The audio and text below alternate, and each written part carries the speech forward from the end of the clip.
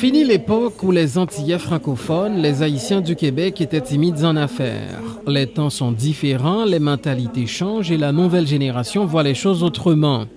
Le crédit de ce nouveau vent qui souffle est sans conteste à la jeune chambre de commerce haïtienne.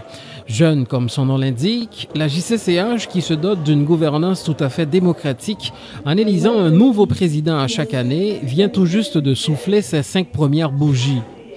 Après une présidence très remarquée de la jeune avocate Stéphanie Raymond-Bougie, le Maillet revient désormais à une diplômée de Polytechnique et des HEC, Farah Saint-Preux, elle-même également condamnée à propulser l'organisme vers les plus hauts sommets. Épaulée financièrement dans ses activités par le gouvernement du Québec, dans le cadre du Fonds Afro-Entrepreneur, tout récemment lancé par les ministres Yolande James et Raymond Bachand, la JCCH n'a jamais connu autant de succès depuis sa création.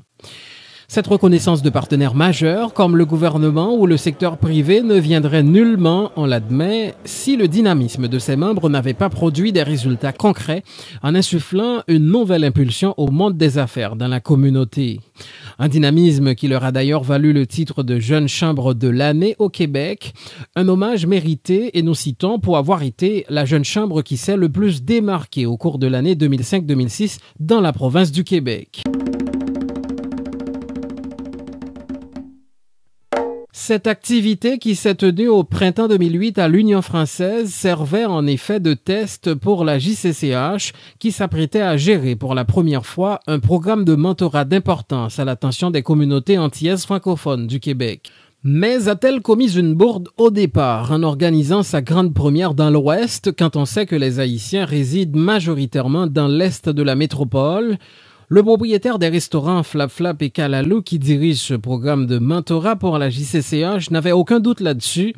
Ed Vertus n'est pas surpris de voir autant d'entrepreneurs faire le déplacement vu l'importance d'une telle invitation, dit-il. C'est un sujet qui est sérieux. On parle de démarrer son entreprise, on parle d'une opportunité de pouvoir gagner sa vie avec sa propre créativité, avec ses propres ressources.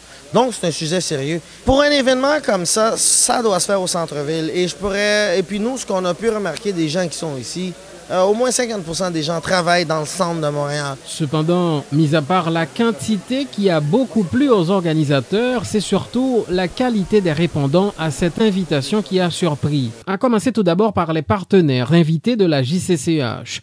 C'est le cas par exemple de la représentante de la Fondation du maire de Montréal, Kim Desaulniers, qui est la coordonnatrice au volet multiculturel de la FMMJ, livre ses impressions au micro de Média Mosaïque. Je crois que ça a bien été. En tout cas, je suis surprise de voir à quel point les gens qui sont venus ce soir étaient motivés puis avaient des idées.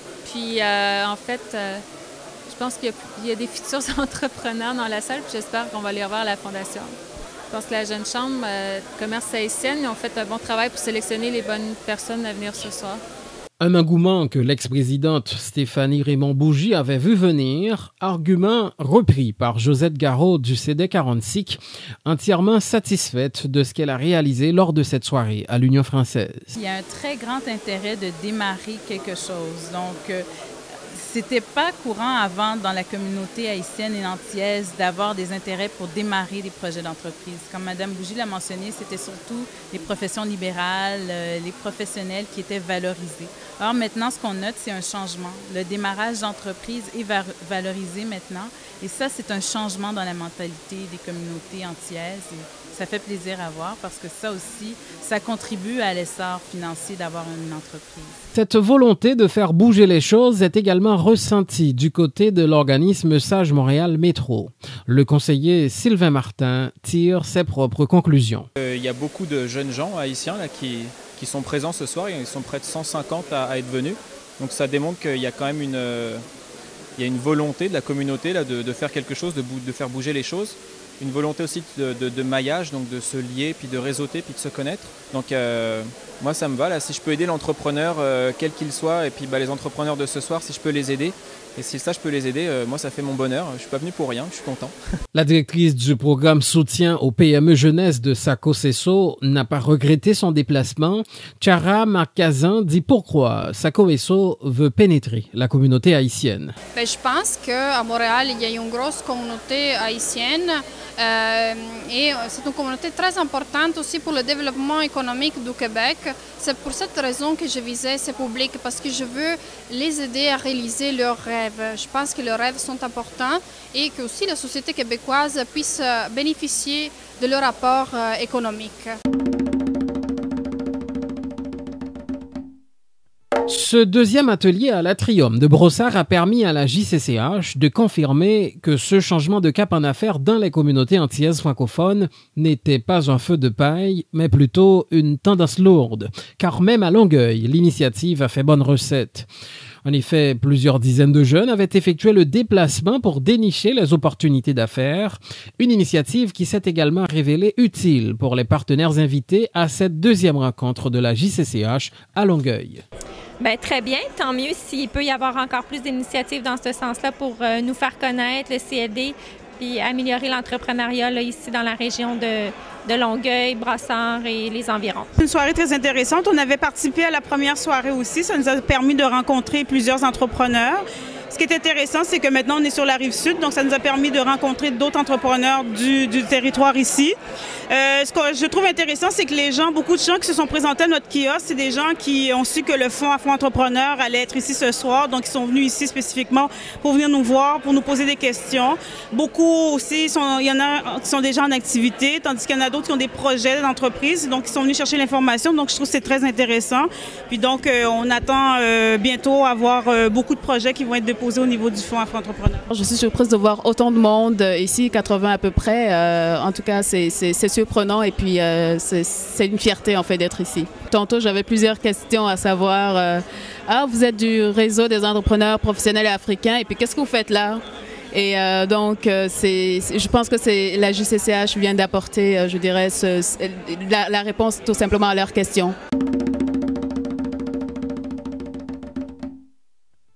J'ai trouvé les directions, les routes pour aller chercher les financements sur certains points.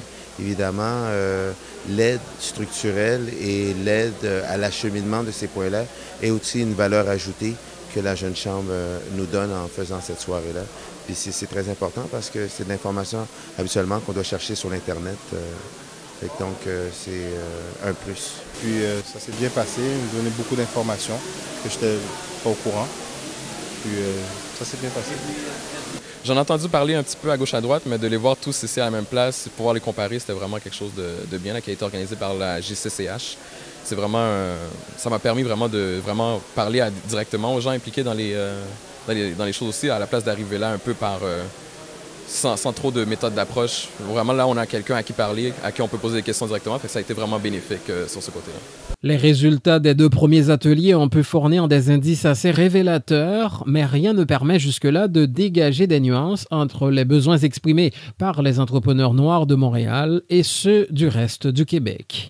Non, on n'a pas ressenti aucune différence là-dessus, mais on va regarder l'œil pour voir s'il y a des différences parce que dans quelques mois, on va se rendre dans la région de Laval pour faire notre prochain atelier de sensibilisation à l'entrepreneurship et puis c'est peut-être après ces 3 événements-là qu'on va pouvoir peut-être déceler des différences. À noter que pour réaliser son deuxième atelier à Longueuil, le coup de pouce de l'Union des Haïtiens du Québec de la Rive-Sud de Montréal s'était révélé déterminant, ce qu'ont reconnu Ed Vertus et Farah Saint-Preux.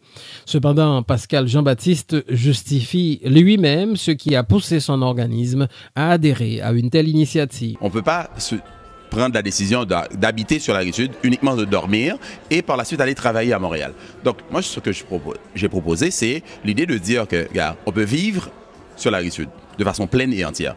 Et pour y vivre, il faut s'y consacrer aussi. Et c'est ce que j'ai fait avec cette activité-là. Il faut dire que 6 ateliers au total sont prévus dans le cadre de ce fonds. Pour l'heure, le cap est déjà mis sur d'autres agglomérations à forte concentration d'Antillais francophones, a annoncé Farah Saint-Preux, la présidente de la Jeune Chambre de commerce haïtienne. Et on sait qu'il y a des Haïtiens aussi dans la couronne nord, à Laval, sur la rive nord. Donc, cherchez-nous, on va être là bientôt.